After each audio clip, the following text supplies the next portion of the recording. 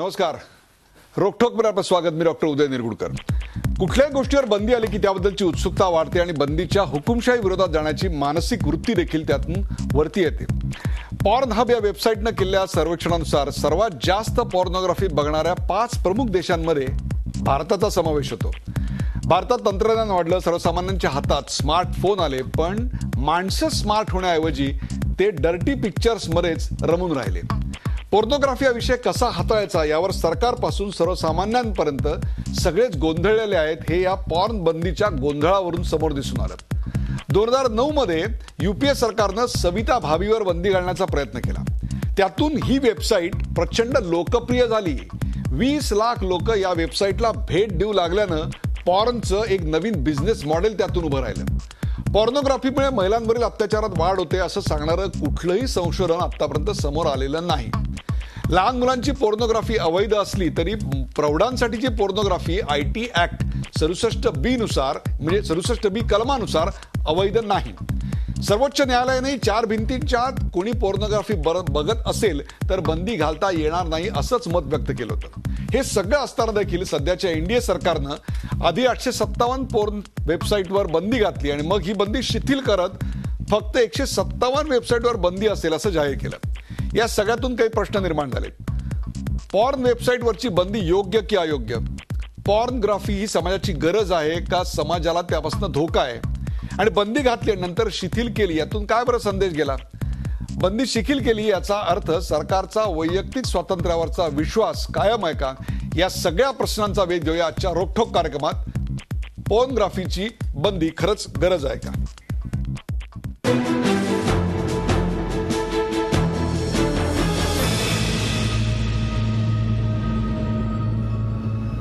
Porn बंदीची गरज आहे का या कार्यक्रमासाठी आपण आज विशेष आमंत्रित केले आहे सचिन सावंत, काँग्रेसचे प्रवक्ते सचिन सावंत आपल्या बरोबर आहेत. सचिन सावंत, तुमचं स्वागत. आणि त्यांच्या बरोबरच आहेत भारतीय जनता पक्षाचे मुख्य प्रवक्ते माधव भंडारी. तुमच्या दोघांचंही स्वागत. आणि आपल्या बरोबर 2 खास आपण पाहुणे आज बोलले आहेत. त्यातले एक आहेत डॉक्टर राजन भोसले. डॉक्टर राजन भोसले हे ज्येष्ठ लैंगिक विज्ञान तज्ज्ञ आहेत. संपूर्ण महाराष्ट्र त्यांचे लेख आणि पुस्तकं वाचत असतो. डॉक्टर राजन भोसले, आपलं स्वागत. आणि विभावरी देशपांडे यांना संपूर्ण महाराष्ट्र एक अतिशय विचारी अभिनेत्री म्हणून ओळखतो. विभावरी यांचं या कार्यक्रमात स्वागत. अर्थात या संपूर्ण कार्यक्रमामध्ये आपण या प्रश्नाची दोन्ही बाजूनी चर्चा करणार आहोत. यातली एक राजकीय बाजू आहे आणि दुसरी सामाजिक आणि वैयक्तिक बाजू आहे. त्या दोन्हींचा आपण आज या ठिकाणी कस लावून बघणार आहोत. या भागातला जो पहिला प्रश्न आहे तो आपण आपल्या पडद्यावर पाहू शकता. या भागातला पहिला प्रश्न आहे, पोर्नोग्राफी समाजाची गरज की धोका? पोर्नोग्राफी ही समाजाची गरज आहे की धोका? आणि हा विषय घेऊन जातो मी डॉक्टर राजन भोसले यांच्याकडे. गेले आहे जवळपास 3 दशकं डॉक्टर राजन भोसले या विषयावरच मार्गदर्शन करत असतात. या विषयातले ते तज्ज्ञ आहेत. काय वाटतं, ज्या देशामध्ये वात्स्यायन आहे, ज्या देशामध्ये कामसूत्र लिहिली गेली, ज्या देशामध्ये खजुराहो आहे, त्या देशामध्ये पोर्नोग्राफी आम्ही गरज समजायची का धोका समजायचा? काय वात्सायन किंवा कामशास्त्र जे आहे हे एका अर्थी म्हटलं तर आपले प्राचीन सेक्स एज्युकेशन मॅन्युअल्स आहेत. पॉर्नोग्राफीला सेक्स एज्युकेशन मटेरियल मानायचं की नाही याबाबत तुम्ही मला विचाराल तर मी माझ्या अनुभवातून जाईन. मला कुठलंही राजकीय किंवा नैतिक किंवा याबाबतचं कुठलंही तात्विक चर्चेत रस नसून मी गेले 30 वर्ष हजारो लाखो पेशंट्सना प्रत्यक्ष भेटतो आणि त्यांच्या व्यथा जाणून घेण्याचा प्रयत्न करतो. तर मी असे असंख्य विद्यार्थी, नोकरी करणारे लोक, बिझनेसमॅन, वैवाहिक लोक यांनी पॉर्नोग्राफी पाहून आपल्या जीवनामध्ये कशा पद्धतीने त्याचं नुकसान झालेलं आहे. विद्यार्थ्यांनी आपली करिअर नष्ट केलेली आहेत, नोकऱ्या करणाऱ्यांनी नोकऱ्या गमावून बसलेले आहेत, वैवाहिक जीवनात असलेल्या लोकांनी आपले वैवाहिक संसार उद्ध्वस्त केले आहेत. अशी असंख्य उदाहरणं मी रोज पाहतो आणि त्यांच्या व्यथा जाणून घेतो. त्यामुळे कधी कधी वाटतं की ह्याचं एक्सपोजर असावं की नाही. आणि त्या व्यथा ऐकल्यानंतर अनेक वेळेला वाटतं की ह्याच्यावरती आपण कुठली लक्ष्मण रेषा ड्रॉ करू शकतो की नाही ह्याचा विचार करण्याची फार गरज आहे. त्यामुळे चटकन उठायचं आणि वात्सायनाची तुलना पॉर्नोग्राफीशी करायची हे मला योग्य वाटत नाही. आपल्याला काय वाटतं की काय पाहावं आणि काय पाहू नये विभावरी याच्यावर सरकारी बंधन आणण्यापेक्षा तो एक वैयक्तिक स्वातंत्र्याचा भाग आहे, तो वैयक्तिक व्यक्तीवर सोडावा आणि त्याच्याच विचारशक्तीला एक प्रकारे आपण आव्हान करावं. काय वाटतं? निश्चित मला असं वाटतं की इथे व्यक्त होण्याचं स्वातंत्र्य प्रत्येकाचं आहे आणि त्यातलं काय बघायचं काय नाही हे निवडीचं स्वातंत्र्य प्रत्येकाचं आहे. मला असं वाटतं की मी लहान मुलांच्या संदर्भात किंवा पौगंडावस्थेतल्या मुलांच्या संदर्भात मला या गोष्टी फार महत्त्वाच्या वाटतात. डॉक्टर खूप चांगलं सांगू शकतील. पण मला असं वाटतं की त्यांच्यावर चांगले किंवा वाईट परिणाम करणाऱ्या अनेक गोष्टी आजूबाजूला सतत असतातच. त्यातली कुठली निवडायची हा सारासार विचार त्यांना करता येणं आणि त्याचा आपल्या आयुष्यावर किती परिणाम होऊ द्यायचा हे त्यांनी ओळखू शकणं, यासाठी पालक आणि ती मुलं ह्यांच्यामधलं एक अत्यंत मोकळेपणाने असलेला संवाद आणि पालकांनीच या गोष्टीविषयी मुलांना योग्य वयामध्ये त्यांच्याशी बोलणं आणि त्यांना त्यांची जाणीव करून देणं हे आवश्यक आहे. कारण आपल्याकडे मला असं वाटतं की आपल्याकडे कायम ही सप्रेस करण्याची, अंधारात करण्याची, मुलांपासून लांब ठेवण्याची, त्यांच्याशी चर्चा न करण्याचीच गोष्ट समजली जाते. मग ते कुतूहल जे वाढत जातं ते कुठनं तरी त्याची उत्तरं शोधण्याचा प्रयत्न होत असावा आणि त्यातूनच या प्रकारच्या पॉर्न साइट्स बघणं, जास्त प्रमाणात बघणं आणि त्याचा स्वतःच्या आयुष्याशी एक वेगळ्या पद्धतीने नातं जोडून त्यातनं निर्माण होणारी विकृती हा मला जास्त मोठा प्रॉब्लेम. डॉक्टर राजन, मगाशी म्हणालात की अनेक जणांनी आपली करिअर याच्यामुळे बर्बाद केलेली आहेत, याच्यामधल्या व्यथा तुम्ही मांडल्यात. परंतु पोर्नोग्राफीमुळे किंवा पोर्नो साइट्स बघून स्त्रियांवरच्या लैंगिक अत्याचारांमध्ये, गुन्ह्यांमध्ये वाढ झाली असं कुठलं संशोधन आपल्या पाहण्यात आहे? असं संशोधन आकडेवारी आपल्याला मिळणार नाही. पण काय होतं, काउन्सिलिंग प्रॅक्टिसमध्ये ज्यावेळेला नवरा बायको आमच्या समोर बसतात आणि ज्यावेळेला एखादी वैवाहिक स्त्री, एकदा नाही हे मी असंख्य वेळेला पाहिलेलं आहे, ज्यावेळेला ती ढसाढसा रडते आणि सांगते माझा नवरा मला पॉर्न बघण्यासाठी बळजबरी करतो किंवा त्यात त्याने जे पाहिलं ते आपण करावं याची मला बळजबरी करतो. त्यात अनेक वेळेला पॉर्न साइट्समध्ये अनेक अशा पद्धतीच्या गोष्टी दाखवल्या असतात की ज्यांना विकृत मानलं गेलेलं आहे, अनैसर्गिक आहेत, विकृत आहेत. त्या करण्याचा आग्रह नवरा धरत असतो. त्यामुळे त्या म्हणतात की हे पूर्वी करत नव्हते. म्हणजे माझे पती, आमचं लग्न झाल्यानंतर 5-6 वर्ष जोपर्यंत त्यांना पॉर्न माहिती नव्हतं, त्यांना त्याचं एक्सपोजर मिळालं नव्हतं, त्यावेळेचे आमचे संबंध, शारीरिक संबंध, लैंगिक संबंध ह्याची क्वालिटी काही वेगळी होती. एकदा का यांनी पाहायला सुरुवात केल्यानंतर माझा नवरा बदलून गेलेला आहे. म्हणजे मी तो गमावला आणि आज जशी जशी संध्याकाळ होत जाते तशी जशी माझ्या मनात धडकी निर्माण होती की आज आणखीन हा काय डिमांड करेल. म्हणजे तुझ्या मैत्रिणींना घेऊन ये, तुझ्या बहिणीला घेऊन ये, मला पॉर्नमध्ये दाखवले त्याप्रमाणे ग्रुप सेक्स करायचा आहे, अशा पद्धतीच्या डिमांड्स घेऊन येणारे नवरे. आणि ते असं नाही की कोणी अशिक्षित आहेत, अनेक सुज्ञ, सुशिक्षित, श्रीमंत आणि अगदी सेलिब्रिटीजच्या सुद्धा केसेस मी जवळना पाहिलेल्या आहेत. त्यामुळे इतक्या मोठ्या लोकांनाही जर हे कळत नसेल की त्यातलं योग्य आणि अयोग्य काय, तर शाळेतली मुलं काय, पौगंडावस्थेतली मुलं काय, यांच्याबाबत आपण काय म्हणू शकतो. अर्थात सेल्फ सेन्सॉरशिप ही चांगली. त्यामुळे जेव्हा तुमच्या मुलांना तुम्ही त्यापासून दूर ठेवू शकत नाही त्यावेळेला निदान त्यातली योग्य अयोग्यता समजावून सांगावी हा विचार मला पटतो. पण अशा किती मुलांना असे सुज्ञ पालक आहेत? बरोबर आहे. याची जी एक वैयक्तिक बाजू आहे त्या वैयक्तिक बाजूच्या अनेक कंगोरे आता बिभारी असेल किंवा डॉक्टर राजन भोसले असेल यांनी सांगितली. परंतु या वैयक्तिक बाबी जेव्हा आपण सामाजिक पातळीवर नेतो तेव्हा त्या ठिकाणी कायदा किंवा मॉरल पॉलिसिंग किंवा धोरण लकवा या सगळ्या बाबी असतात. आणि त्याकरता आता या पॅनलवरचे जे दोघं उर्वरित राजकीय नेते किंवा राजकीय प्रवक्ते आहेत त्यांच्याकडे जावं लागेल. याचं कारण जी गोष्ट कालपर्यंत वैयक्तिक होती ती आम्ही आता संपूर्णपणे सामाजिक किंवा कायद्याच्या चौकटीत आणायचा प्रयत्न केला. म्हणून माधवराव, तुम्हाला पहिला प्रश्न असा आहे की इतके दिवस आपण याच खुर्चीवर बसून काँग्रेसवर, म्हणजे आपण जेव्हा पूर्वी विरोधकात होतात त्यावेळेला काँग्रेसवर आपण धोरण लकव्याचा आरोप करत होतात. पहिल्यांदा 857 वेबसाईटवर बंदी घालायची, नंतर ती शिथिल करायची, 157 वर ठेवायची आणि बाकीच्या बघायला चालू करायचं. त्याच्या आधी गोमांस खायला बंदी करायची. त्याच्यानंतर गोमांसवरची भूमिकेतली संदिग्धता आपल्या समोर येते. काँग्रेसवर धोरण लकव्याचा आरोप होत होता, तुमच्यावर कसला आरोप करायचा आता? नाही, आरोप करणारे हवे ते करू शकतील. मला काय आरोप करायचं हे सांगायला माझी काय आवश्यकता नाही. आपण सगळे प्रसारमाध्यमातली मंडळी त्याच्यामध्ये खूप तज्ज्ञ आहात आणि कशा पद्धतीचे आरोप आपण करता हे आज सर्वोच्च न्यायालयाने दाखवून दिलंय. त्यांच्या रजिस्ट्रारच्या, डेप्युटी रजिस्ट्रारच्या राजीनाम्याची बातमी कशा पद्धतीने विपर्यस्त करून प्रसारमाध्यमांनी वापरली याचं पत्रक आज सर्वोच्च न्यायालयाकडून आलं. अत्यंत भीषण आहे ते. म्हणजे हे जर प्रसारमाध्यमांचं वास्तव असेल तर प्रसारमाध्यमांनी स्वतः आरोप करण्याची आपली जी एकंदर हौस आहे तिचा पुनर्विचार पण आपण एक केला. मान्य मी केलं विषय की थोडा पहिले 857 थोडं विषयांतर केलं. नाही, मी आलो त्या 857 विषयाकडे येतो. मी त्या विषयावर येतो. 857चं 157 का केलं याचं उत्तर खरं तर ज्यांनी केलं त्यांनी दिलं पाहिजे. पण 857 करताना नोकरशाहीकडून किंवा ते करणाऱ्या लोकांकडून जे घोटाळे झाले मला स्वतःला 1-2 लक्षात आले ते सांगतो. या 857 मध्ये एक ब्लीचर रिपोर्ट नावाची एक साईट होती. ब्लीचर रिपोर्ट ही जगातल्या प्रचंड चालणाऱ्या प्रचंड बघितल्या जाणाऱ्या साईट्सपैकी एक साईट आहे. आपल्याकडे फार कमी लोकांना माहिती आहे. ही साईट कशावर आहे तर WWE ही जी रेसलिंग आहे त्या रेसलिंगचं समीक्षा करणारी ती साईट आहे. आणि त्याच्यावरती करोडो लोक त्या वेबसाईटवरती ओपन प्लॅटफॉर्म आहे त्याच्यावरती त्या कुस्ती ह्या प्रकाराचं विश्लेषण चिकित्सा चर्चा करत असतात. त्याच्यात कुठलाही पोर्नोग्राफीचा काही संबंध नाही. त्या ब्लीचर रिपोर्टवर बंदी घातली. म्हणजे WWE वर बंदी नाही, WWF वर बंदी नाही, पण ब्लीचर रिपोर्टवर बंदी आहे.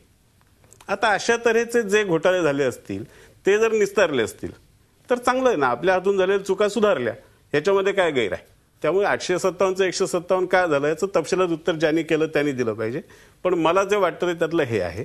आणि पुढचा आरोप आपला काय होता की एक प्रकारे धोरण लकवा नाही का, म्हणजे पहिले तुम्ही करायचं नंतर मागे घ्यायचं. याच्यातला धोरण लकवा कसला. उलट ह्याच्यामध्ये जो खुलेपणा आहे की घेतलेल्या निर्णयाची समीक्षा करून त्याच्यामध्ये जर काही त्रुटी असतील काही चुका असतील तर त्या दुरुस्त करण्याची तयारी आहे. ह्याच्यात कसला लकवा. उलट हे तर अधिक सक्रियता आहे. यातनं अनेक महत्वाचे मुद्दे येणार आहेत ज्याचा आपण उल्लेख ज्याचा आपण पुढच्या दुसऱ्या तिसऱ्या भागामध्ये नक्कीच आणखीन अशा कुठल्या कुठल्या गोष्टी भारतीय जनता पक्ष घुमजाव करणार आहे याच्यावर आपण नंतर बोलूया. पण थेट जाऊया. मी आपल्याला याच्यात एक विनंती करणार आहे की निदान या विषयाचं तरी राजकारण करण्याची हौस ठेवू नका. आम्ही राजकारण करत नाही. ज्यांना याविषयी राजकारण 100% करता येईल किंवा याच्यावर दुसरं मत देखील असू शकतं आणि दुसऱ्या मताचा आदर करण्याची परंपरा भारतीय जनता पक्षाची आहे. म्हणूनच कदाचित मी जातोय सचिन सावंत यांच्याकडे. सचिन सावंत, कालपर्यंत तुमच्यावर धोरण लकव्याचा आरोप होत होता परंतु आज मात्र तुम्हाला एक प्रकारची सुवर्ण संधी आलेली दिसते. कारण तुमच्या अनेक सहकाऱ्यांशी बोलताना त्यांनी असं एक सुतोवाच केलं, बघा काल केलं आज बदललं, अशा अनेक घेतलेले निर्णय उद्या यांच्यावर बदलायची पाळी येणार आहे. काय वाटतं आपल्याला? नाही, तर दुसऱ्याच्या मताचा आदर करण्याची यांच्याकडे परंपरा आहे हे आपल्याला कुठनं कळलं. कारण आजची जी पार्लमेंट जे चालू आहे किंवा राज्यातली असेंब्ली चालू झाली त्यामध्ये तर असं काही दिसलं नव्हतं. आणि एकंदरच त्यांची एक मानसिकता भारतीय जनता पक्षाची आणि त्या संघाच्याकडनं आलेली जी आहे मूळ त्याच्यामध्ये दुसऱ्याच्या मताचा आदर नाही, स्वतःचं मत कशा तऱ्हेनं दाबवायचं कशा तऱ्हेनं पसरवायचं याकरता ते त्या दृष्टिकोनातून चालत असतात. त्यामुळे हा जरा मला वाटतं थोडासा अतिशयोक्तीचा भाग झाला असावा. कदाचित प्रसार माध्यमांच्या वरती टीका केलेल्यामुळं आपण थोडासा तो एक शाल जोडीतला दिला असावा असं मी मानतो. विषय दुसरा आहे की एकंदरच धोरण लकवा किंवा एका दिवसामध्ये बदललं ह्याला कदाचित मॅक्झिमम गव्हर्नन्स मोदींजींच्या भाषेमध्ये बोलता येऊ शकेल. त्या फार चांगल्या तऱ्हेचं गव्हर्नन्स कसं असतं हे आता दिसून येत आहे. विषय याच्यापेक्षा पलीकडे आहे. कारण हा भारतीय जनता पक्षाचा बंदी हा एक मला वाटतं आवडीचा विषय वेगवेगळ्या माध्यमात नाही. आता पोर्नोग्राफीच्या संदर्भामध्ये आपल्याला वेगळा विचार करावा लागेल परंतु बंदी हा आवडीचा विषय तर आहेच. गोमांस बंदीच्या संदर्भामध्ये असेल त्या ठिकाणी काय खावं काय पाहावं काय त्याच्या ठिकाणी शिकावं ह्या सगळ्या बाबतीमध्ये भारतीय जनता पक्षाची एकंदरच भूमिका त्या ठिकाणी असते. आणि काही नाही पाहावं हे देखील तेच ठरवत असतात किंवा काय नाही कशाचा अभ्यास करू नये काय खाऊ नये या सगळ्या गोष्टींचा विचार भारतीय जनता पक्ष करत असतो. आणि तशा तऱ्हेचं आजकाल हे गव्हर्नमेंट आपल्याला मिळालेलं आहे. परंतु पोर्नोग्राफीच्या संदर्भामध्ये जर बघायचं झालं तर मला असं वाटतं की एकंदरच हा विषय आणि इंटरनेटवरती अवेलेबल असलेली पोर्नोग्राफी यामधला जो विषय आहे आज इंटरनेटचं जे एकंदरच गेल्या 10-15 वर्षामध्ये जे एक जंजाळ आपल्याकडे पूर्ण जगभर सुरू झालंच परंतु आपल्यावरती जो एक प्रकारचा ऑनस्लॉट झालाय ग्लोबलायझेशनचा एक इफेक्ट झालेला आहे आणि अचानकपणे बऱ्याच गोष्टींमध्ये बदल त्या ठिकाणी दिसून आलेला आहे. अनेक फ्री गोष्ट जेव्हा मिळणं ती इन्फॉर्मेशन असेल किंवा कशाही तऱ्हेची एकंदरच गोष्ट असू दे त्याच्यामध्ये आपला जो माइंडसेट आहे किंवा आपला एकंदर समाज आहे त्याला तयार व्हायला तेवढासा वेळ मिळालाय की नाही ही शंका त्याच्यानं दिसते. आणि म्हणूनच हे जे डॉक्टर साहेब म्हणाले ज्या तऱ्हेनं की त्याचे जे दुष्परिणाम आहेत त्याला खऱ्या अर्थाने त्या दुष्परिणामाला आपण सामोरं जाण्यासाठी आपल्याकडे तेवढी तयारी आहे का मग तितकासा वेळ त्या ठिकाणी येणं हे अपेक्षित आहे. म्हणजे आता मुद्दामून आठवण करून देतो या विषयावरती. आताच 2 दिवसापूर्वी डेव्हिड कॅमेरून यांनी स्वतः त्या ठिकाणी एक इशारा दिला पॉर्न साईटला. तो काय इशारा दिला त्यांचं म्हणणं असं होतं की जर तुम्ही ही जर त्याच्यावरती बंदी घालू, त्यामुळे हा इंग्लंडमध्ये देखील अशाच तऱ्हेचा एक विचार त्या ठिकाणी निश्चितपणे आहे. आजचा जो निर्णय जो झाला होता तो चाइल्ड पोर्नोग्राफीच्या संदर्भामध्ये, चाइल्डच्या म्हणजे मुलांनी, लहान मुलांनी पाहावं हा एक, किंवा चाइल्ड पोर्नोग्राफी त्या दृष्टिकोनातून येऊ नये या दृष्टिकोनातून जो कोर्टाचा ऑर्डर होते त्याच्या अनुषंगानं, आणि अचानकपणे तात्काळ याला इन्फ्लुअन्स होऊन कोर्टाने कुठलेही आदेश न देताना अशा तऱ्हेचा एक घिसाड घाईनं हा निर्णय घेतला गेला होता, आणि म्हणूनच तो त्यांना त्या ठिकाणी मागे घ्यावा लागला असं मला दृष्टिकोनातून पाहावंसं वाटतं. माधवराव, नाही, फार अशी कदाचित पहिलीच वेळ असेल की सावंतांच्या बोलण्याला मी थोडी पुष्टी देतो. त्यांनी सावंत याच्यात तुम्ही आत्ता तरी किंवा या कार्यक्रमापुरतं तरी माधवरावांचं अभिनंदन कराल. नाही, मी कशाला देतोय ते पूर्ण ऐकून घ्या. त्यांनी डेव्हिड कॅमेरॉनचा संदर्भ जो दिला तो त्यांनी पूर्ण द्यायला हवा होता. डेव्हिड कॅमेरॉन हे जे बोलले त्याच्या मागे एक विशिष्ट कारण घडलं होतं की केवळ 1 महिन्याच्या कालावधीमध्ये ब्रिटिश पार्लमेंटच्या कॉम्प्युटर्सवरून जे हिट्स गेले त्याच्यामधले 48,000 हिट्स, सगळ्यात जास्त हिट्स हे पोर्नोग्राफिक साईट्सवर होते. आणि त्याच्यावरती जेव्हा पार्लमेंटमध्ये चर्चा झाली तेव्हा डेव्हिड कॅमेरॉनला हा इशारा द्यावा लागला. हे ब्रिटनमधलं जर हे गांभीर्य आहे, ब्रिटन पार्लमेंटच्या कॉम्प्युटर्समधलं जर हे गांभीर्य आहे, तर मग आपली जी कल्पना आहे ना की स्वतःचं नियंत्रण, स्वतःचं सगळं वगैरे वगैरे, त्याची चर्चा वेगळ्या पद्धतीने करा. मला तुम्हाला प्रश्न आता सहज तुम्ही ब्रिटनच्या संसदेचा उल्लेख केला म्हणून हा प्रश्न मला आठवला. आपली याददाश्त जर ताजा असेल तर कर्नाटकाच्या विधानसभेमध्ये आपल्याच पक्षाच्या 2 सदस्यांना विधानसभा चालू असताना मोबाईल फोनवर अशा प्रकारच्या अश्लील वेबसाईट पाहताना कॅमेऱ्यांनी पकडलेलं होतं. पक्षाने त्यांच्यावर ताबडतोब कारवाई केली आणि म्हणून मग आता आम्ही जी भूमिका घेतो ती योग्य आहे. म्हणजे पण एक प्रकारे लोकांनी काय पाहावं, लोकांनी काय खावं, लोकांनी काय शिकावं या सगळ्यावर हळूहळू आपल्या मॉरल पोलिसिंगची एक मोहर उमटणार आहे. नाही, हे आता कसं आहे, हे प्रसारमाध्यमांचं कौशल्य की जेव्हा हे सदस्य बघतात तेव्हा आपण त्याच्यावर टीका करायची की हा काय नैतिक आहे, हे किती चाललंय, आणि त्याच्यावरती कारवाई करायला सुरुवात केली की बघा मॉरल पोलिसिंग सुरू झालं. म्हणजे कुठूनही करा, ढोलकी वाजवायची एवढंच फक्त करायचं, या पद्धतीने विचार करता येत नसतो. समाजाचा, देशाचा विचार करताना ढोलकी न वाजवण्याच्या पद्धतीने सुद्धा विचार कधीतरी करावा लागतो. पॉइंट वेल टेकन. आता तुम्ही बरोबर बोललात. मग जर असं असेल तर मुळात यातलं धोरण ठरवतानाच 857चा नीट विचार करून त्यातले 157 आधीच गाळून तुम्हाला भूमिका नसती मांडता आली, मग नंतर धोरण बदललं, याच्यावर माध्यमांनी टीका केली तर माध्यमांचं काय चुकलं? धोरण बदलण्यावरती टीका करणं असं आहे बघा, प्रसारमाध्यमांनी टीका करणं हे तर त्यांचा पोटापाण्याचा विषय आहे, त्यामुळे त्याच्याबद्दल माझा काही आक्षेप नाही. पण धोरण लकवा तुम्ही जो म्हणतात, नाही एक पहिली गोष्ट, नाही उदयजी बोला, उदयजी बोला उदयजी, या वक्तव्यावरती मी निश्चितपणे आक्षेप घेतो.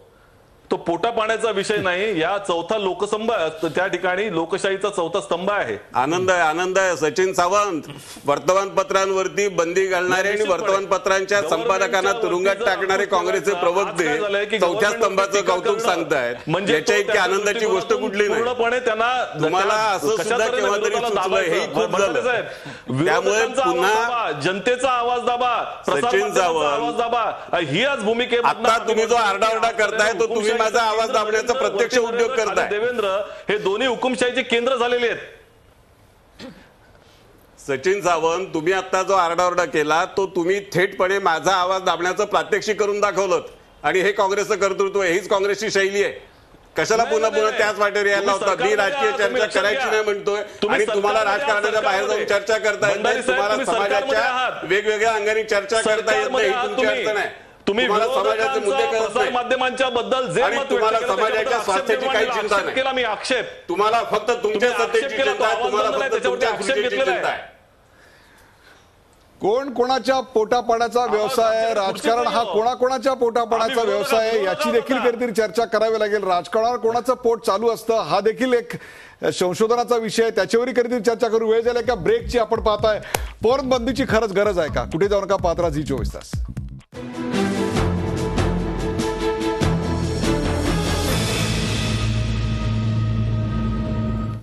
पानबंदीची गरज आहे का या विषयाची आपण चर्चा पाहतो. आपल्यासोबत माधव भंडारी, सचिन सावंत, विभावरी देशपांडे आणि डॉक्टर राजन भोसले आहेत. या भागातला पहिला प्रश्न आपण आपल्या पडद्यावर पाहू शकता आणि तो प्रश्न आहे, प्रथम बंदी आणि नंतर शिथिलता यातून काय संदेश?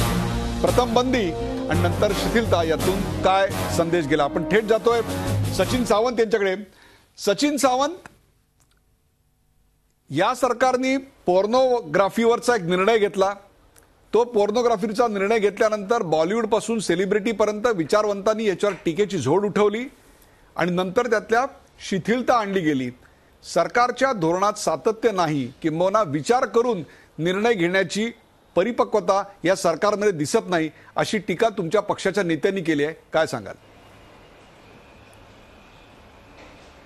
नाही, एकंदरच तुम्ही जर मंत्रिमंडळ बघितलं तर नरेंद्र मोदी म्हणजे ही जी टीम इंडिया असेल तर ती टीम इंडियामध्ये पहिल्यापासून ते 11व्या क्रमांकाच्या खेळाडूपर्यंत हा नरेंद्र मोदीच असतात आणि नंतर 12व्यापासून बाकीचे सुरू झालेले आहेत. त्यामुळे आजचं जे काही टीम इंडिया आपण बघत असू तर ही जर कोटी सोडली तरी फक्त 2-3 लोक त्या ठिकाणी सत्ता चालवत आहेत, त्याच्यामध्ये काही शंका नाही. बाकीच्या एकंदर प्रभाव त्या विधिमंडळ आपल्या संसदेमध्ये देखील पडलेला नाही, ही सत्य आहे.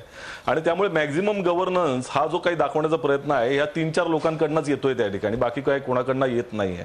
आज कल्पना शून्यता म्हणजे राज्यामध्ये देखील बघायचं झालं तर काय ते तुम्ही एलबीटीचा विचार करा. एलबीटी हा खऱ्या अर्थानं त्याला जुगाड टॅक्स म्हटलं पाहिजे. जुगाड टॅक्स तो काही एलबीटी सारखा कायद्याला काहीतरी चांगल्या तऱ्हेने उपाय आणतील त्याला काढण्याचा, हे देखील त्या ठिकाणी झालेलं नाही. तशाच तऱ्हेची कल्पना शून्यता देशभरामध्ये त्या ठिकाणी आहे.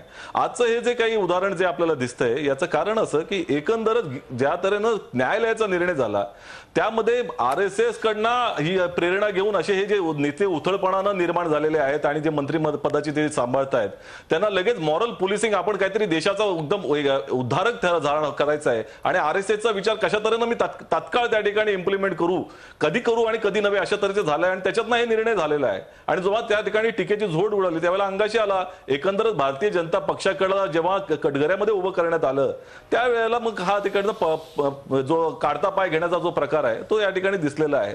त्यामुळे आजची परिस्थिती भारतीय जनता पक्षाची जी झालेली आहे त्याच्यामध्ये RSSचा एकंदरच विचार त्या ठिकाणी राबवण्याकरता अतिशय ज्या तऱ्हेनं एक प्रकारचा जलद वेग दाखवण्याचा प्रयत्न झालाय आणि स्वतःची कॅपॅसिटी नसणं या दोन्हींमधनं झालेली कुचंबणा म्हणून त्या ठिकाणी पाहायला पाहिजे. माझा एक राजकीय भाष्य आहे तर तुम्हाला वैयक्तिक आता म्हणजे वस्तुस्थिती काय ती सांगतो तुम्हाला. आणि ती वस्तुस्थिती अशी आहे की बॅन केलेल्या वेबसाईट्स कशा पाहाव्यात याचे मेसेजेस फिरत आहेत. बंदी घालून खरोखरच प्रश्न सुटतात का? आणि दुसरी गोष्ट म्हणजे आधी बंदी आणि नंतर शिथिलता, यातून काय संदेश गेला समाजात? बंदी घालून प्रश्न सुटतात का याची चर्चा महात्माजींच्या प्रेरणेतून दारूबंदी घालण्याचा प्रयत्न जेव्हा जेव्हा केला त्या प्रत्येक वेळेला केला गेला. आणि दारूबंदीचे आणि इतर अनेक बंद्यांचे अधिक उणे प्रकार भरपूर आहेत, त्याची चर्चा त्या त्याला होत राहते. महाराष्ट्रातल्या डान्स बार बंदीची चर्चा अशाच पद्धतीने झाली, पण ती बंदी लागू राहिली, तिचे काही परिणाम झाले, काही फायदे झाले ते नाकारता येत नाहीत. त्यामुळे बंदी घालायचीच नाही असं जे काय म्हटलं जातं ते चुकीचं आहे. दुसरं, काँग्रेसच्या प्रवक्त्यांनी, काँग्रेसचे प्रवक्ते म्हणून सचिन सावंतनी बरीच भाष्य केली. LBT जुगाड टॅक्स आहे त्यांनीच लावला होता. म्हणजे आमच्याकडे कल्पना दारिद्र्य आहे आणि ह्यांचं कल्पना वैभव काय तर LBT सारखा जुगाड टॅक्स लावणं हे यांचं कल्पना आहे. कारण ते तुम्ही त्यांना जुगाड म्हणताय ते तुम्हाला लुटो वाटो टॅक्स. मी काहीच म्हटलं नाही. त्यांना जुगाड टॅक्स हा त्यांनी शब्द वापरला, त्यांनीच लावलेला टॅक्स होता. बोला. आणि तो टॅक्स लावल्यानंतर आता त्यांची राज्य गेल्यानंतर त्यांना ते जुगाड वगैरे आठवायला लागलं. आणि ते टीम इंडियाबद्दल बोलताय, टीम इंडियाबद्दल बोलताय सचिन सावंत. टीम इंडिया ऐकून घ्या, बोला. तुमच्या इतकं मला ओरडता येईल पण मी काँग्रेसचा नाही. बोला. टीम इंडियाबद्दलचे आज सांगतायत. आजच्या सरकारमध्ये मोदींच्या नंतर आणखीन एक 4-5-6 मंत्री काम करतात असं त्यांचं म्हणणं आहे. यांचं जे सरकार होतं ना त्यांच्या सरकारमध्ये पंतप्रधान 12वे खेळाडू होते आणि 1 ते 11 सरकारमध्ये कुठलीच जबाबदारी न घेतलेली व्यक्ती होती आणि 12व्या खेळाडूनंतर आणखीन तर कोणी नव्हतंच. त्यामुळे या विषयात त्यांनी बोलायला जाऊ नये. जो मुद्दा आहे ज्याची चर्चा आपण आज मला तुम्हाला चर्चा मला मुद्द्यावर आणायची आणि ती म्हणजे बंदी करून प्रश्न सुटतात का? दारू बंदी केल्यानंतर या जगातली या देशातली दारू सुटली का? ज्याची आपण बंदी घालतो त्याविषयीचं आकर्षण अधिक वाढत जातं, ही वस्तुस्थिती आहे. नाही, हे विधान अतिशय अतिव्याप्त आहे. आणि त्याचबरोबर मी आपल्याला सांगतो की बंदी घालून प्रश्न सुटत नाहीत हे जरी खरं असलं तरी बंदी न घातल्यामुळे प्रश्न अधिक उग्र होत जातात. दारूबंदीचा विषय असू दे, दारूबंदी नसल्यामुळे सहजासहजी कुठेही दारू मिळण्याचा जो प्रकार होता तो दारूबंदीने थांबतो. मटकाबंदी झाली, कोपऱ्या कोपऱ्यावर जो मटका मिळत होता तो नाही मिळत. अगदी त्याला जो त्यातला वाकबगार आहे तो त्याची जागा शोधून काढतो, ते सोडून द्या. पण बंदीमुळे प्रश्न सुटतच नाहीत. ही जी भाषा आहे ही भाषा गैरसमज निर्माण करणारी भाषा आहे आणि काही वेळेला बंदी घालायची गरज असते, ती घालावी लागते. काय मत आहे आपलं की बंदी घातल्यानंतर त्याविषयीच्या समाजामध्ये एक आकर्षण निर्माण होत नाही? दारूबंदीचे प्रयोग आपल्याकडे अनेक ठिकाणी केले आहेत, ते प्रयोग आपल्याला यशस्वी होताना दिसत नाही. ज्याची बंदी घालतो त्याच्याविषयीच मुलांना जास्त आकर्षण वाटू लागतं, किंवा त्याकडे जास्त आकर्षित होतात. ती गोष्ट सहजगत्या बाजूला घडून गेली तर त्याविषयी त्यांना काहीही वाटत नाही. काय सांगाल? काय आहे, दोन प्रकारची लोक आहेत की जे ऑलरेडी पॉर्नोग्राफीला एक्सपोज्ड आहेत. ती वेगवेगळे मार्ग शोधत राहतील पॉर्नोग्राफी बघण्यासाठी. बंदीचा त्यांच्यावरती काही परिणाम होणार नाही. त्यांनी ऑलरेडी डाउनलोड केलेल्या क्लिप्सवर त्यांच्याकडे असतील, त्यामुळे बंदीने त्यांच्यात काही फरक पडणार नाही. पण जी अशी पॉप्युलेशन जी आहे की ज्यांना अजून पॉर्नोग्राफीचा एक्सपोजरच नाही आहे आणि एक्सपोजर झाल्यानंतर त्यांचे विपरीत परिणाम त्याच्यावरती होतील, त्या लोकांना तरी आपण या बंदीपासून वाचवू शकू असं माझं मत आहे. कारण का पॉर्नोग्राफीमध्ये बहुतांशी गोष्टी विकृत असतात, अतिरंजित असतात आणि कृत्रिम सुद्धा असतात. त्याला एक्सपोजर यंग माइंड्सना होणं आणि त्याच्यावर होणारे विपरीत परिणाम आहेत, त्यांना तरी आपण थांबवू शकू बंदी घातल्यामुळे. हा त्याचा एक फार मोठा फायदा आहे. विवर, काय वाटतं तुम्हाला की एकीकडे बंदी घातल्यानंतर एखादी गोष्ट बंदी घातली गेली, मग ती कादंबरी असेल, नाटक असेल, काही असेल, त्याच्याविषयी लोकांना प्रचंड आकर्षण निर्माण होतं. एखाद्या चित्रपटातलं एखादा 10-12 दृश्य कापली गेलेत असं म्हणल्यानंतर चित्रपट जोरदार चालतो, किंवा चित्रपट चालण्याकरता कापलेली दृश्य झाली याची जास्त जाहिरात केली जाते. तसंच आपल्याकडे बंदी आहे या साईटवर असं एकदा सांगितलं. सविता भाभीचं नेमकं काय झालं? सविता भाभीवर बंदी आल्यानंतर सविता भाभीचं एक बिझनेस मॉडेल निर्माण झालं. अशा प्रकारच्या बंदी घालून आपण नेमकं काय साधणार आहोत? मग मला हे निश्चित वाटतं की एखादी गोष्ट करायची नाही म्हटल्यावरती करावीशी वाटणं ही अत्यंत नैसर्गिक भावना आहे. अगदी लहान मुलांपासून. चाकू हातात घेऊ नकोस, लागेल म्हटल्यावर ते मूल आधी घेऊन चाकू हातात घेतच. हा एक मुद्दा मला वाटतो. आणि मला नंतर असंही वाटतं की आज पॉर्नोग्राफिक साईट्सवर बंदी आहे, ही रेग कशी आणि किती पुढे भविष्यात एक्सटेंड होत जाईल, काय बघायचं काय नाही, हे कुठपर्यंत जाईल ह्याची मला भीती वाटते. उद्या चित्रपटांमध्ये काही काही ठिकाणी आज आपल्याकडे अत्यंत एक्सप्लिसिट शारीरिकता दाखवली जाते. अनेकदा ती खरोखर त्या संहितेचा भाग असते, अनेकदा केवळ त्यात एक सेन्सेशन क्रिएट करण्यासाठी केलं जातं. हे निकष पुढे त्यालाही लागणार का? मग त्या स्वातंत्र्यावरही बंधनं येणार का? कारण ते बघूनही तरुणांच्या आणि लहान मुलांच्या मनात आणखीन कुतूहल निर्माण होणार. कारण आपण पाहिलंय अनेक उत्तम कलाकृतींमध्येही, आत्ताच अनुराग कश्यपच्या चित्रपटाचं उदाहरण आपण पाहिलं, तो चित्रपट काय होता, काय स्टेटमेंट वर्ल्ड सिनेमामध्ये अनुराग करू पाहत होता, हे न बघता राधिका आपटेची क्लिप एक्सपोज झालेली सगळीकडे फिरली. हे इतकं दुर्दैवी आहे, कारण ही मानसिकता आहे. तर ही मानसिकता आपण कशी थांबवणार आणि ती कायद्याने बंदी घालून थांबणार आहे का? काही ह्याकडे एका वेगळ्या पद्धतीने बघण्याचा प्रयत्न एकूणच वैयक्तिक लेवलला जाऊन करणं आवश्यक आहे. हा प्रश्न मला वारंवार पडतो. याची चर्चा ही अशी ब्लॅक अँड व्हाईट अशी करता येत नाही. तर या ब्लॅक मध्ये आणि व्हाईट मध्ये अनेक ग्रे शेड्स आहेत, अनेक व्हाईटच्या शेड्स आहेत, अनेक ब्लॅकच्या शेड्स आहेत. त्याचाही आपल्याला विचार करायला हवा. हा प्रश्न अत्यंत महत्त्वाचा अशा करता ठरतो की आपल्याकडे जशी याची खुलेआम चर्चा होऊ शकत नाहीये, तशी अत्यंत मोठी आणि खुलेआम चर्चा ही अमेरिकेच्या राष्ट्राध्यक्षाच्या निवडणुकीच्या निमित्तानं झाली. आणि अमेरिकेच्या राष्ट्राध्यक्षाच्या निवडणुकीत हा अत्यंत महत्त्वाचा मुद्दा बनला. विरोधी पक्ष आणि सत्तारूढ यांनी आमने सामने बसून यावर चर्चा केली, मतमतांतर झाली, वादविवाद झाले, परंतु त्यातून काही निष्कर्ष निघाले. सचिन सावंत, आपल्याकडे विरोधी पक्ष आणि सरकार एकत्र येऊन कुठल्या प्रश्नावर चर्चा करताना दिसत नाही. मग ते भूसंपादन असो किंवा LBT असो किंवा इथे पोर्नोग्राफीचा विषय असो, दोघं आमने सामने बसून चर्चा करताना दिसत नाहीत. याच्यातनं कोणाची दडपशाहीची मनोवृत्ती समोर येते? विरोधी पक्षांची का सत्तारूढ पक्षाची? नाही, तर ते सत्तारूढ पक्षाची कशा तऱ्हेनं एकंदरच त्यांच्या डेमोक्रेसीवरती विश्वास त्यांचा आहे, हा त्यांनी आता कालच्या या उदाहरणावर दिल्या एका वेळेला 25 लोकांना त्यांनी काढून टाकलं का?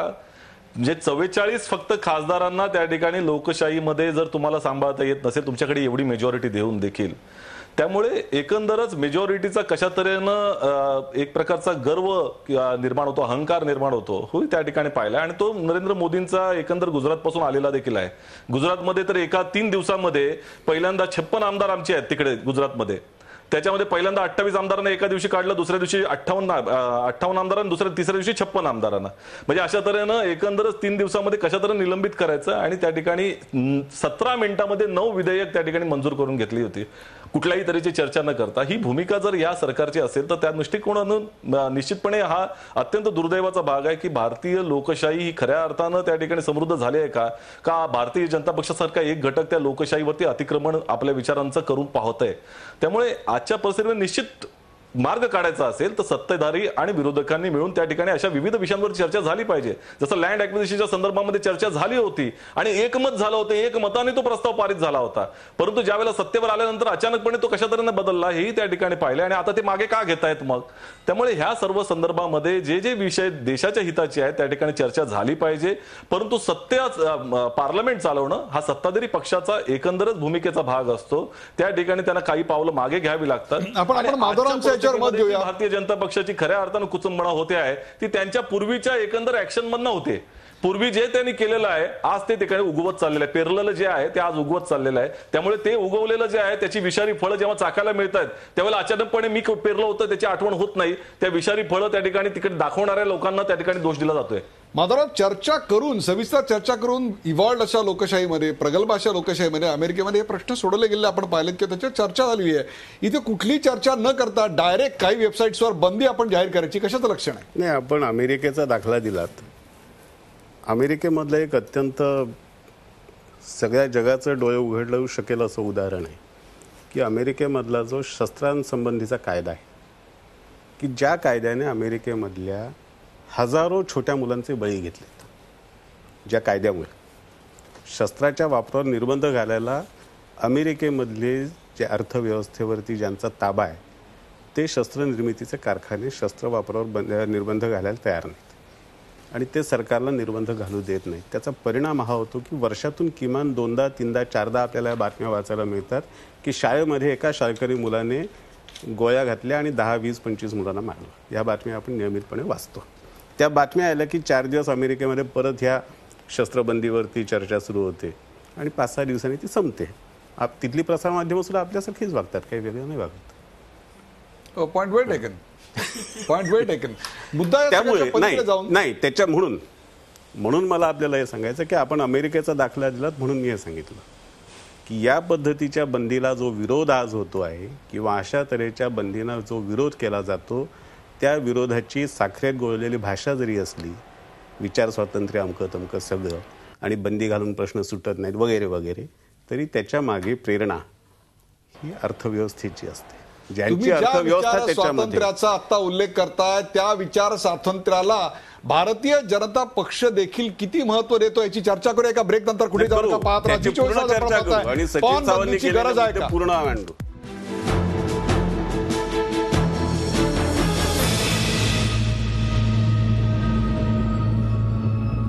पॉनबंदीची गरज आहे का या विषयावर आपण चर्चा करतो. आपल्यासोबत माधव भंडारी, सचिन सावंत, विभावरी देशपांडे, डॉक्टर राजन भोसले आहेत. या भागातला प्रश्न आपण आपल्या पडद्यावर पाहू शकता आणि तो प्रश्न आहे, या सरकारचा वैयक्तिक स्वातंत्र्यावर विश्वास आहे का? या सरकारचा वैयक्तिक स्वातंत्र्यावर विश्वास आहे का? आपण थेट जातोय सचिन सावंत यांच्याकडे. सचिन सावंत, सरकारने बंदी लावली आणि नंतर ती शिथिल केली, याच्यावरून वैयक्तिक स्वातंत्र्याबाबत हे सरकार संवेदनशील आहे असं जाणवतंय का आपल्याला? नाही, अशी अनेक उदाहरणं त्या ठिकाणी देता येतील. म्हणजे आज बंदींची ही जी एक प्रक्रिया सुरू केलेली आहे भारतीय जनता पक्षाच्या या सरकारनं नवीन मोदींच्या आगमनानंतर, म्हणजे मोदीजींनी त्या ठिकाणी पहिल्यांदा जे गुजरातमध्ये केलेलं आहे की कंपल्सरी मतदान, हे पूर्ण देशामध्ये हे एकच राज्य त्या ठिकाणी दिसतंय. बंदी घालण्याची जी प्रक्रिया, गोमांस बंदी या राज्यामध्ये महाराष्ट्रामध्ये सुरू करण्यात आली, खाण्याच्या संदर्भामध्ये बंदी त्या ठिकाणी घातली गेली.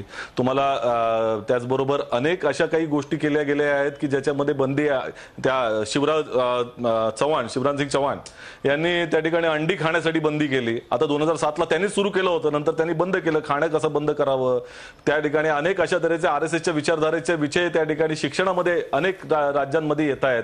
त्यामुळे हे सगळ्या गोष्टी जे चालू आहेत ते निश्चितपणे एकंदर एका प्रक्रियेमध्ये पाहिलं तर हे भारतीय जनता पक्ष हा हिंदुस्थानाचं तालिबानीकरण करण्याचा चाललेला जो प्रकार आहे त्याच्यातनं दिसून येत आहे. कारण त्यांनी त्यांनी ठरवावं की काय करावं, काय नाही करावं, कुठलं पाहावं, काय वाचावं, काय खावं, आणि ह्या सगळ्या महाराष्ट्रामध्ये आल्यानंतर केलेले आहेत. आज गोमांस बंदीच्या संदर्भामध्ये जर पाहायचं आलं, खाण्याच्या वरती बंदीच्या संदर्भामध्ये त्यांनी सांगितलं होतं की भाकड जनावरांचा प्रश्न आहे, आजही तो मिटलेला नाही. आज सामान्य शेतकऱ्यांचे प्रश्न अत्यंत गंभीर झालेत.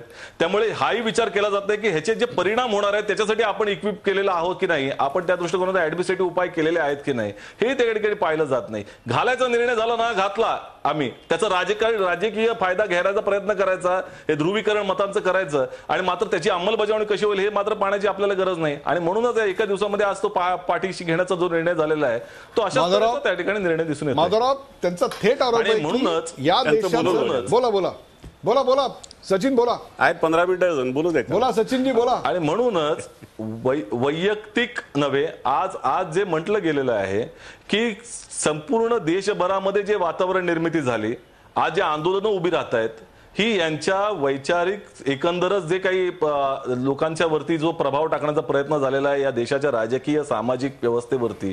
आज FTII चा विषय असेल, त्या ठिकाणी तुम्ही नुसता पॉन विषय हा वेगळ्या तऱ्हेने पाहू आपण, परंतु इंटरनेटवरती काय त्याच्यावरती जर कोट दिली तर नरेंद्र मोदींच्या विरोधामध्ये काही म्हटलं तर त्यांच्यावरती गुन्हे दाखल होत आहेत, हेही त्या ठिकाणी आपण पाहतोय. त्यामुळे अनेक प्रक्रिया त्या ठिकाणी निर्माण झालेल्या आहेत. विरोधकांचा आवाज दाबणं झालेला आहे, जनतेचा आवाज दाबणं झालेला आहे, आणि हे जे मजलिंग टाईपचा एक माइंडसेट त्या ठिकाणी या सरकारचा जो आहे की विरोधकांचं दमन करून टाकावं, विरोधाचं दमन करावं. प्रसार माध्यमांच्या संदर्भामध्ये त्यांनी उत्तर द्यायला सांगूया, सचिन सावंत त्यांना आपण उत्तर द्यायला सांगूया. बोला, सगळ्या गोष्टी दिसतात. या देशाचा असं नाही, तुम्ही त्यांचा आवाज दाबू नका, तुम्ही चर्चेचा वेळ पूर्ण झालेला आहे, त्यांचा मुद्दा पूर्ण आलेला आहे. तालिबानायझेशन हा एक त्यांचा मुद्दा आहे, त्याच्याविषयी काय सांगाल? ज्यांनी 14 दिवस संसदेचं 1 सेकंद सुद्धा काम चालू दिलं नाही, त्यांनी आमच्यावरती पाशवी बहुमताचा आरोप करायचा. आम्ही जर आमचं बहुमत वापरलं असतं तर 14 दिवसातलं सगळं कामकाज आम्ही पूर्ण केलं असतं. आम्ही ते केलं नाही, कारण आम्ही सगळ्यांच्या सहभागासाठी थांबलो. पण 14 दिवसामध्ये 1 सेकंद काम करू द्यायचं नाही, ही भूमिका तालिबानी नाही का? राज्यसभेमध्ये चर्चेची तयारी दाखवली, चर्चेला सुरुवात करायच्या याच्यात आल्यानंतर, चर्चेला यायच्या वेळेला आल्यानंतर आधी राजीनामे द्या, त्याशिवाय आम्ही बोलणार नाही. म्हणजे आमचं ऐका, मंत्री कोण ठेवायचे आम्ही सांगणार, मंत्री कोणाला काढायचे आम्ही सांगणार, चर्चा कशी करायची आम्ही सांगणार, भाषणं कोणी करायची आम्ही सांगणार. हे सगळं जे चाललंय ते तालिबानायझेशन नाहीये. ज्या लोकांनी या देशामध्ये आणीबाणी आणली, ज्या लोकांनी या देशाची संविधान सस्पेंड केलं, त्यांनी या विषयावरती किती बोलायचं, किती तोंड उघडायचं याचा एकदा स्वतःशी विचार केला पाहिजे. पण मी आजच्या विषयाकडे येतो. आपण ज्या विषयावर चर्चा करतो, आपल्याकडे protection of children from sexual offences act असा एक कायदा आहे. बरोबर आहे. खरं म्हणजे या कायद्याचा जो अनुभव आहे ना, त्याची चर्चा व्हायला हवी. मी अनेक वकिलांशी अनेक कारणांनी बोलत असतो. आज आपण मला सांगितल्यानंतर मी मुद्दाम ह्या क्षेत्रामध्ये काम करणारे जे वकील आहेत त्यांच्याशी बोललो, त्यांच्याकडून माहिती घेतली. त्यांचं सुद्धा म्हणणं डॉक्टर साहेबांसारखंच आहे. त्यांचाही अनुभव हाच आहे की या कायद्याखाली नोंदवलेल्या गुन्ह्यांची संख्या प्रचंड वाढलेली आहे. त्यासाठी स्पेशल कोर्ट आहे. त्या स्पेशल कोर्ट समोर आलेले खटले, दावे यांची संख्या वाढलेली आहे. आणि या दाव्यांमध्ये आलेल्या आरोपी आणि जे म्हणजे ज्यांच्यावरती गुन्हा घडलेला आहे, दोन्ही पौगंडावस्थेची मुलं आहेत. म्हणजे वयस्कांनी केलेले गुन्ह्यांचं प्रमाण कमी आहे. ज्या एक अवघड वयातले जी मुलं असतात त्यांचं प्रमाण ह्याच्यामध्ये जास्त आहे. आणि या वकिलांचा सगळ्यांचा अनुभव, मी जेवढ्या वकिलांशी बोललो त्या सगळ्यांचा अनुभव हा आहे की या मुलांना प्रेरणा ही पोर्नोग्राफीतून मिळते, या मुलांना चालना ही पोर्नोग्राफीतून मिळते. जे आपण पोर्नोमध्ये बघितलं ते करून बघण्याची नैसर्गिक उत्सुकता, नैसर्गिक प्रेरणा, ज्याचा उल्लेख मगाशी राजन भोसले. या कार्यक्रमाच्या शेवटी मला 2 प्रश्न घेऊन डॉक्टर राजन भोसले आणि विभावरी देशपांडे करायचे. राजन भोसले, कुठेतरी आपण इरोटिका आणि पोर्नोग्राफी याच्यामधला जो एक फरक आहे तो समजून घेत नाही आहोत. अगदी बरोबर आहे ही गोष्ट, दोन्हीमध्ये फरक आहे, पण तो किती जणांना माहिती असतो. आणि शेवटी जे बघायला बसलेले आहेत त्यांना तो फरक माहिती आहे का? आणि त्याच्यामध्ये इतकं मिक्सिंग अप झालेलं आहे की त्यामुळे इरॉटिका जास्त आहे का पॉर्नोग्राफी जास्त आहे याचं मूल्यमापन करायला बसलं तर ते अवघड काम होऊन जाईल. त्यामुळे कुठेतरी सरधोपटपणे नियम बनवावे लागतात. म्हणून पॉर्नोग्राफीच्या बाबतीत एक गोष्ट मला जी खास म्हणावी वाटते अशी की जसं मद्यपान हे ॲडिक्टिव्ह आहे, तुम्ही जर नारळाचं पाणी पिलं तर त्याचं तुम्हाला व्यसन लागत नाही, पण मद्याचं व्यसन लागू शकतं. हा मद्यामधला असलेला तो दोष आहे. त्याप्रमाणे पॉर्नोग्राफी हा जी सिद्ध झालेली गोष्ट आहे, मेडिकल सायन्सने सिद्ध केलेली की ती ॲडिक्टिव्ह आहे, त्याचं व्यसन लागतं आणि त्यामुळे लोकांची जीवनं उद्ध्वस्त होतात. आणि मग जसं एखाद्याने दारू सोडायची असेल त्याला दारूपासून दूर ठेवा आपण म्हणतो, म्हणजे त्याला त्याचं एक्सपोजर मिळू नये म्हणतो. त्याचप्रमाणे हे जर ॲडिक्टिव्ह असेल तर त्यापासून पिढीला दूर ठेवायचं असेल तर त्यासाठी बंदी मला योग्य वाटते. तुम्हाला बंदी योग्य वाटते? शेवटचा प्रश्न युगावरी देशपांडे, बंदी योग्य असली तरी बंदीनेच सगळे प्रश्न सुटणार नाहीत किंवा ज्याच्या याच्यावर बंदी घातली गेली त्या बंदी बाउन्स बॅक झाल्याची उदाहरणं आपल्याकडे प्रचंड मोठ्या प्रमाणात आहेत. याचा अर्थ कायद्याने आपलं काम करू नये असा नाही, परंतु त्याच्या पलीकडे जाऊन वैयक्तिक पातळीवरची सेन्सॉरशिप आपण समजू शकतो, परंतु सामाजिक पातळीवरची सेन्सॉरशिप आपण कशी काय लागू करणार? हाच मला नेहमी प्रश्न पडतो. कारण डॉक्टर जसं म्हणाले तसं की किंवा इरॉटिका असं जेव्हा आपण म्हणतो तेव्हा स्त्री पुरुष संबंधातलं किंवा लैंगिक संबंधातलं जे सौंदर्य आहे त्याविषयी जो एक रिस्पेक्ट असायला हवा, त्याच्याकडे पाहण्याचा जो एक योग्य दृष्टिकोन असायला हवा, हा दृष्टिकोन आपण आपल्या पुढच्या पिढीला, आपल्या वाढणाऱ्या मुलांना देतो का? तर आपल्याकडे कायम हे संबंध अंधारात ठेवण्याचेच आहेत, अश्लाघ्य आणि काहीतरी चोरून करण्याचेच आहेत. त्याच पद्धतीने आपण घरामध्ये त्याची चर्चा करतो. जर स्क्रीनवर लिपलॉक दिसला म्हणजे घरातल्या वातावरणाचा हा सगळा प्रश्न निश्चित स्क्रीनवर लिपलॉक दिसला तर पटकन लहान मुलीचे डोळे झाकण्याचीच पद्धत आहे अजूनही, आणि असे की तिने हे बघायला नको. पण त्याविषयी एक मोकळेपणा, आणि स्क्रीनवर तर ते सतत दिसतच आहे. पॉर्नोग्राफी बंद करू, पण चित्रपटांमधनं, मॅगझिन्समधनं न्यूडिटी आहे, याला कसं हाताळावं याचं शिक्षण घराघरात गेलं. माधवराव, एक फक्त जो देशपांडेंनी मुद्दा मांडला त्याच्यामध्ये मला फक्त एक गोष्ट लक्षात आणून द्यायची आहे की आज कुटुंब व्यवस्था, कुटुंब पद्धती इतकी बदलली आहे की मुलं आईबापांच्या शिवाय 12 तास, 16 तास, 18 तास एकटी घरात असतात. सगळी साधनं त्यांच्या हातात असतात. काय चांगलं आहे, काय वाईट आहे हे सांगायला आईबापांना वेळही नसतो. तिथेच करेक्शन असायला हवे असं मला वाटतं. आणि आजची जी जीवनशैली आहे त्या जीवनशैलीमध्ये आपण हे किती बदलू शकू मला माहित नाहीये. त्यामुळे परंतु जेव्हा व्यवसाय नाही, जसं आहे की दोन्ही नोकरीसाठी दोन्ही पालक घराबाहेर असणं हे आज नैसर्गिक आहे. व्यवसायासाठी दोन्ही पालक घराबाहेर असणं हे नैसर्गिक आहे. दोन्ही पालक जर घराबाहेर असतील तर मुलं ऑन देअर ओन असतात. पण आणि तिथे करेक्शन करण्यासाठी कायदा लागतोच, आणि करेक्शन करण्यासाठी आपल्याला आपल्या जीवनशैलीमध्ये काही बदल करावे. वैयक्तिक दृष्टिकोन, एखाद्या गोष्टीकडे कसं बघायचं, काय घेऊन मोठं व्हायचं, हे कायदा कसं ठरवू शकेल? कायदा नाही ठरवणार मी, कायदा ते ठरवत नाही. मी आपल्या तेच लक्षात आणून देतोय, कायदा एका मर्यादेपर्यंत काम करतो आणि तुम्ही जे सांगता आहात ते दुसऱ्या मर्यादेपासून काम सुरू होतं. म्हणजे मुलांना योग्य दृष्टिकोन देणं हे आवश्यक आहे. मुलांना ते देणं आवश्यक आहे, त्याच्यासाठी त्यांना वेळ दिला पाहिजे. बंदी हवी, त्यांच्याकडे वेळ असायला हवा. प्रेक्षक, बंदी हवी की बंदी नको यापेक्षा सुद्धा त्याच्यामध्ये अनेक ब्लॅक अँड व्हाईट मधल्या अनेक शेड्स होत्या. पोर्नोग्राफी बाबत बंदीचा निर्णय घेण्यापूर्वी गरज होती या सगळ्या शेड्सच्या खुल्या चर्चेची. आपल्याकडे लैंगिकतेबाबत खुलेपणानं चर्चा देखील होत नाही, तिथं पोर्नोग्राफी बद्दल तर बोलायलाच नको. पॉर्न वेबसाईटवर बंदी घालायची की नाही हा मुद्दा अमेरिकेच्या अध्यक्षपदाच्या मागच्या निवडणुकीत प्रचंड मोठ्या प्रमाणात गाजलेला होता. तिथं प्रचारादरम्यान या संदर्भात डेमोक्रॅट्स आणि रिपब्लिकन यांनी भूमिका घेतलेल्या होत्या. लोकांसमोर आपापली भूमिका घेऊन गेले होते. पण आपल्याकडे मात्र या विषयावर चर्चाही न करता अचानकपणे 857 पॉर्न वेबसाईटवर बंदी घातली जाते आणि मग टीका झाल्यावर ती बंदी शिथिल देखील केली जाते आणि त्यांची संख्या 157 वर आणली जाते. यातून पोर्नोग्राफीबद्दल काय भूमिका घ्यावी याबद्दल एक गोंधळलेपणा समोर येतो. जसा तो धोरणात दिसतो त्याहीपेक्षा सुद्धा तो सर्वसामान्य समाजामध्ये देखील या बंदीच्या पावलाबद्दल आपल्याला उचलला जाताना दिसतो. परंतु हे सगळं उलटू शकतं याचा अंदाज देखील असण्याची गरज आहे. या भूमीमध्ये पोर्नोग्राफी सारख्या विषयाकडे आपलं सरकार, आपला समाज प्रगल्भपणे पाहू शकतो का, हा खरा मुद्दा आहे. या चर्चेच्या निमित्तानं हे चूक किंवा वाईट यापेक्षा देखील याच्या मधल्या अनेक बाबी असतात, त्याची चर्चा होणं महत्वाचं असतं. ती चर्चा होण्याकरता म्हणून 2 राजकीय मुद्दे आणि त्यापेक्षा 2 सामाजिक आणि या संदर्भातले सामाजिकच्या बाजूने येणारे सांस्कृतिक मुद्दे घेऊन आम्ही आपल्या समोर आलो. या चर्चेत सहभागी झाल्याबद्दल सर्व मान्यवरांचे आभार. ताज्या बातम्यांसाठी पाहत राहा झी24 तास. रहा एक पाऊल पुढे.